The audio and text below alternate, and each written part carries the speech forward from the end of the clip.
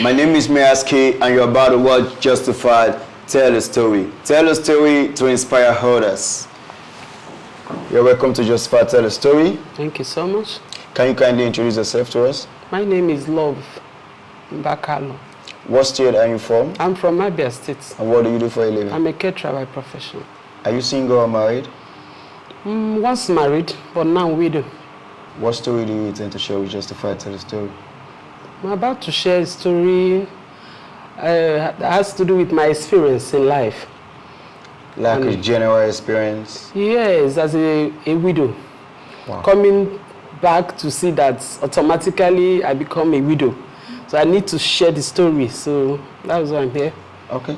Coming back to see that you are a widow. Yes. Can we ask how long have you been a widow and where were you actually coming from that you said coming back to see you're a widow? Okay, I've been a widow for 6 years now. And all my story starts 2016, 20th July. My story goes like this.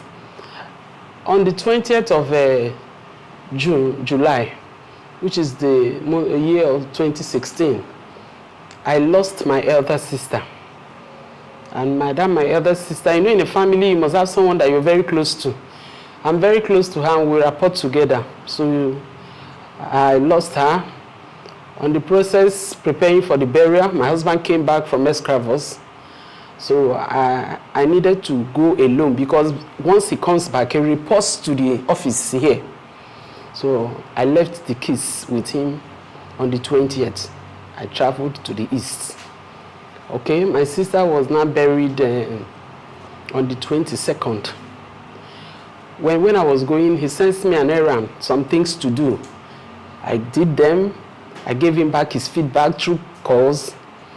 Then on that 22nd, being a Saturday, I discussed with him. We talked till around that kind of 4.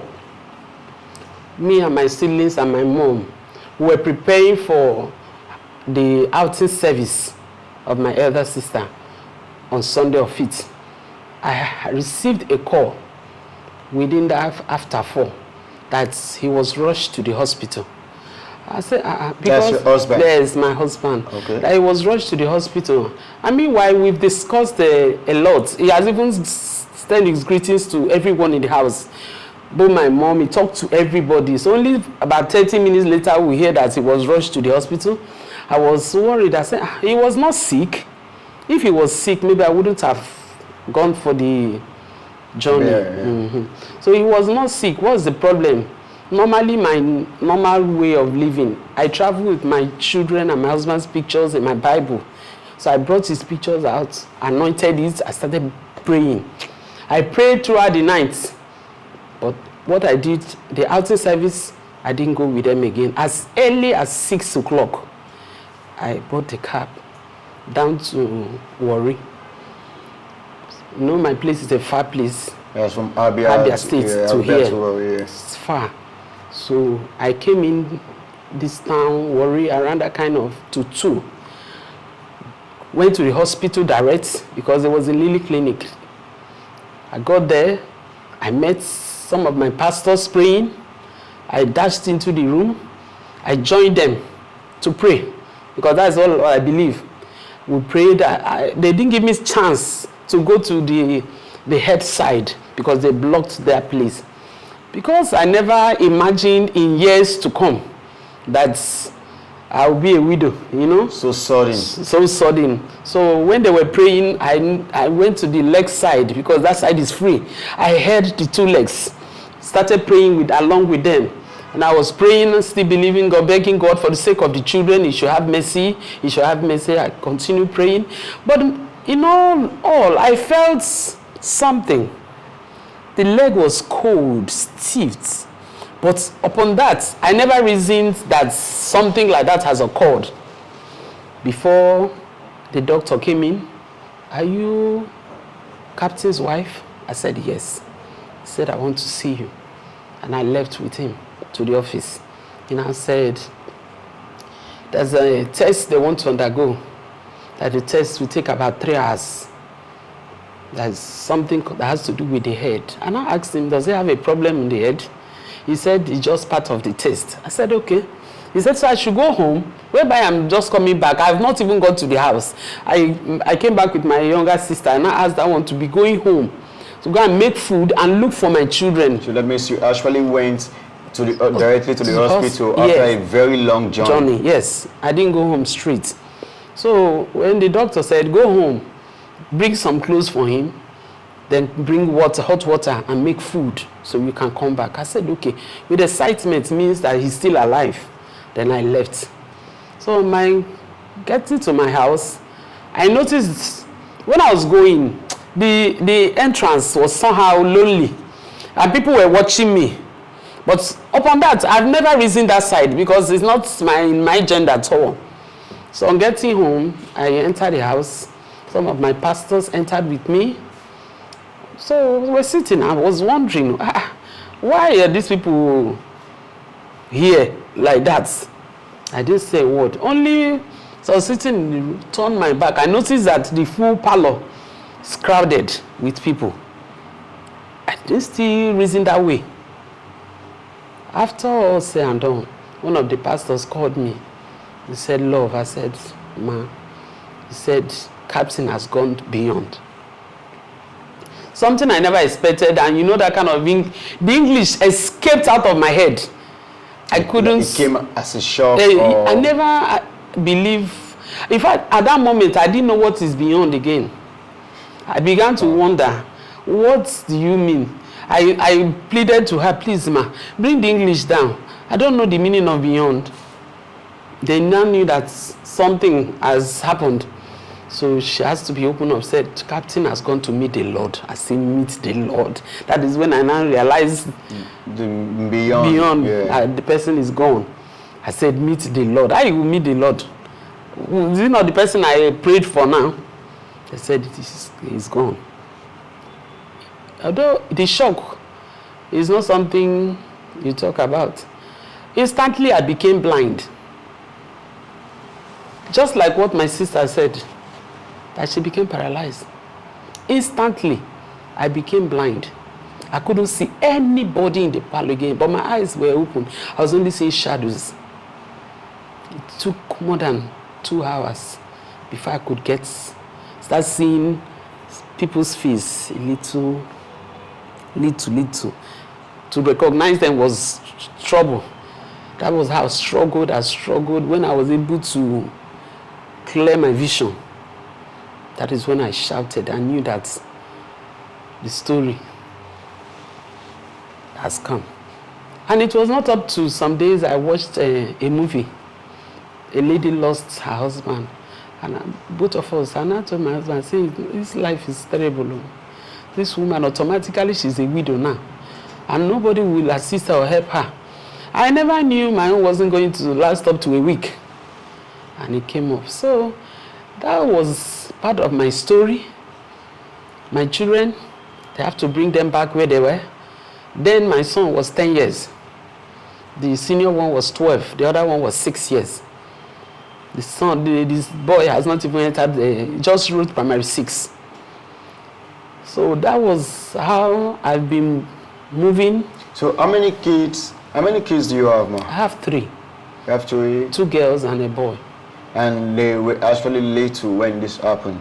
Very little, because the boy was 10 years. He was 10 when he read his father's biography. Oh. So, ever since the death of your husband, of your beloved husband, how have you been able to cater for the kids, for them to go to school, for them to feed?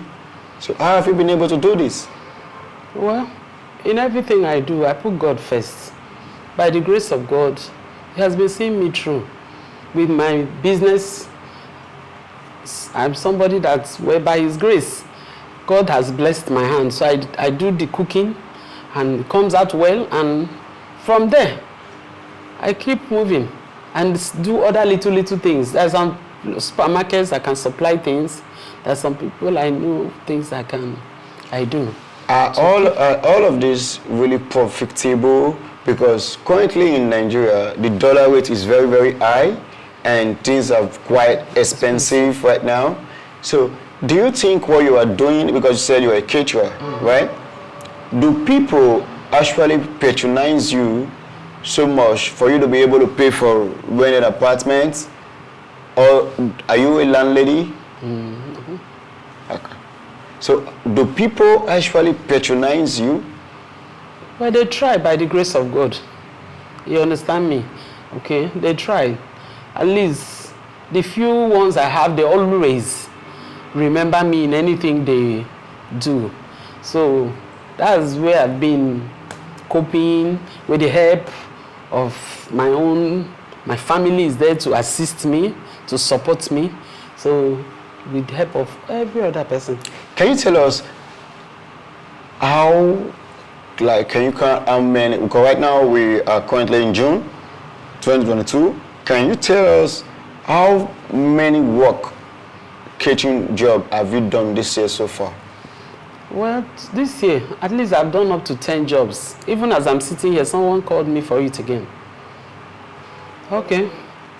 After 1 year, I lost my husband because he died on July 24th, 2016. So 2017, July is exactly 1 year. Then August 24th too, that added a month after his death. After his death, my son had an accident, terrible accident. They would have amputated his leg. Wow. So those ones now added to my story of life, because I suffered to take care of this boy. You understand what I'm saying? As a widow, young widow, and seeing my son going, gradually they're telling me that he will be shifted to Benin, that his leg will get rotten, you know, all those kind of words. I keep believing God with the help of my pastor and the help of other people. I used to carry him in my back because he can't walk. After we've stayed in the hospital, came back, 2 days after we came back, another thing occurred again. My daughter went to the kitchen to make something we eat in the night. Fire caught her dress. Meanwhile, I was inside the room trying to clean my son up, to clean him up, because he doesn't bathe. I clean him. I heard her shout, "Jesus, mommy help me, mommy help me." On running out, I saw flames of fire in the kitchen. The skirts she was wearing, everything had been caught with fire. You know, a woman that is stressed out. And I don't want to lose anybody again, because I left 4 people when I traveled, coming back to meet only 3. I held the dress and the fire together and tore it. Instead of the fire hurting her, the thing now burnt my hands and all that.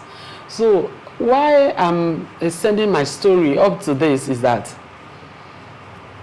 most of us, we are ashamed to tell stories.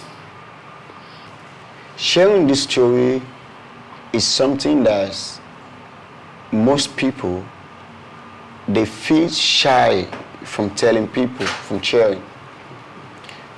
So right now, I think our audience will definitely wants to know what gave you the courage, the zeal, wanting to share your story. Okay.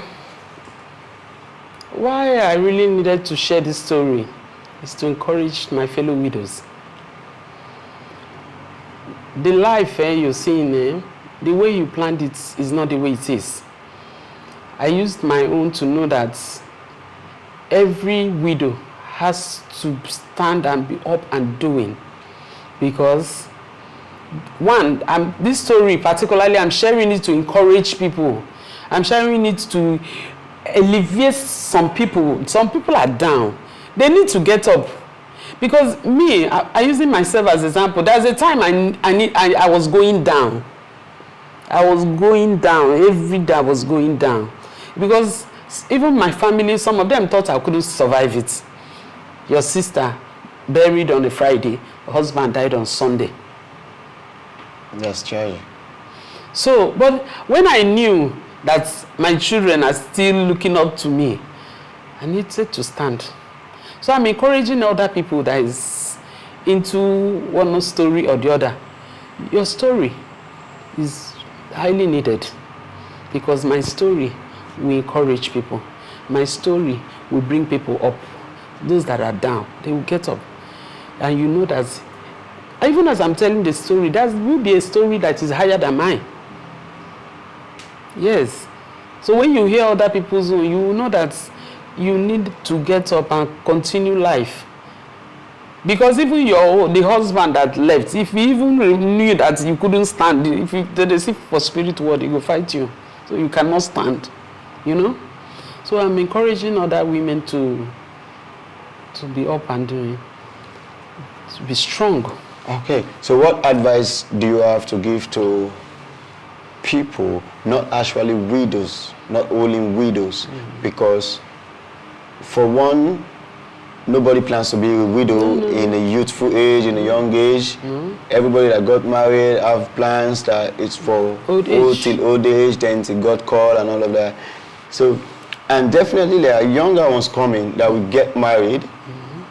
Why some will live with their husband till old age, why some along the line the husband might definitely die, or the wife will die and make the man a widower. So what advice will you give to people coming, being married, getting married, being currently married, that something might happen that will make either the husband or the wife die untimely? Do you have any advice for them? Yes, I have an advice. And that advice is no more than prayers. Every woman should stand for the husband. Because I got to know that a woman is an umbrella that covers the family. A man cannot stand for himself fully. It is you that is a woman that will be able to be your husband's backup. If you cannot pray for your husband, I don't know what else you can pray for. You pray for your husband, pray for your children, and pray for yourself. Me, sometimes I don't pray for myself. I pray for my husband in those days. I pray for him and my children. Because I never believed that maybe at 45, my husband would go. At 45 years. You understand? Yeah. So I never believed it. So that's why I'm encouraging, as much as young married couples, old ones, at any given time, you should be up and doing in prayers. Pray for your husband. He might be sleeping. Hold his two legs. Pray for him. Wherever his feet tread upon, he should possess his possession. Anoint him. That's what I do. Anoint him. Telling God, oh God, that you should shield him and cover him, because if you only your prayers that can save your husband. Any other person that causes your husband or do anything can never work except you. When you stand for him, you counterfeit all the whole plans. So I encourage the young ones, never pray for anyone to be in my shoes. So, but I encourage them. Now they are still seeing their husband, they should pray, telling God to protect. Let the children not look for the man, and let the man not look for the children or look for the wife. That's my prayers for them. So I'm encouraging them that everybody should learn how to. When you see yourself in this kind of situation, don't ever put your trust on anyone. Don't. Just leave yourself for God. Because if you put your trust, maybe your family or your husband's family, my beloved, they will drag you to the mud. So don't just put your trust. The only person you need to trust in everything is God. Because it's God that will touch man's life to help you. But say you are depending on the family will only... in fact, no need safe. No need. Every day of your life, just continue to say, God, help me. You are the God of the widow. Just believe in God. But if you say you want to believe on any man or woman, my dear, they will disappoint you. So let's trust on man. So if I'm to add to your advice more, you said a woman is the umbrella that covers the husband. So would you just circle it like, just made it like it's just prayers only? No. Or maybe a woman has to, there are some extra things, some certain things that a woman has to do outside just praying. Yes, it's not only prayers. A woman needs to bring peace to the house. And you know, naturally as women, if a woman gives a man heat, he will run. You go run. Because Wahala. she will make the house unbearable. So what I'm encouraging women, no man is the best. No one is the best. The only thing you do, I don't know, but if I'm to tell them now, is that every woman should be very, very calm. Don't be the lion of the tribe of the house. Because once you become the lion of the tribe of the house, the man has no choice than to give a big chance. And that chance alone is trouble. Because the man might go, he might not come back. You understand? Living in, like me, when I was married, when my husband was alive, I don't like him going to work if he's not happy. Because if he goes to work, he's not happy. If he's coming back, he will not be happy. He will not even tell me whether you wish me bad luck today. So, or anything that is happening in the morning, I must make sure as he's going, we're in good times.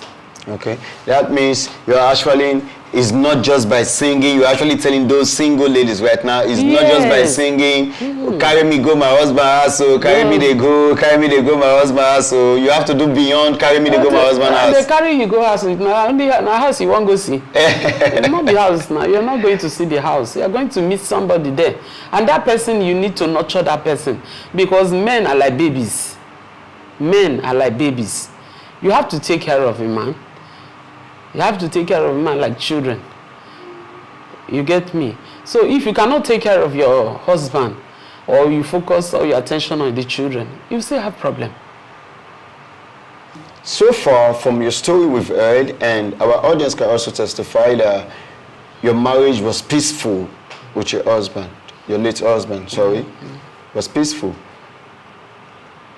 Now, and you also said about prayers and all of that. Do you think it's nice for a woman to work, to do something, to also assist the man? Because a lot of ladies right now, they claim to be feminists and all of that. They say they don't have to assist their husband. The husband is the head of the home. He has to pay rent. He has to pay every bills that come and all of that. So what do you think about that? That is very wrong. It's wrong. Why Bible said the woman is helpmeet? It's not sleeping meat. It's not eating meat. It's helpmeet. I, myself, when my husband was alive, sometimes I feel the bills of NEPA.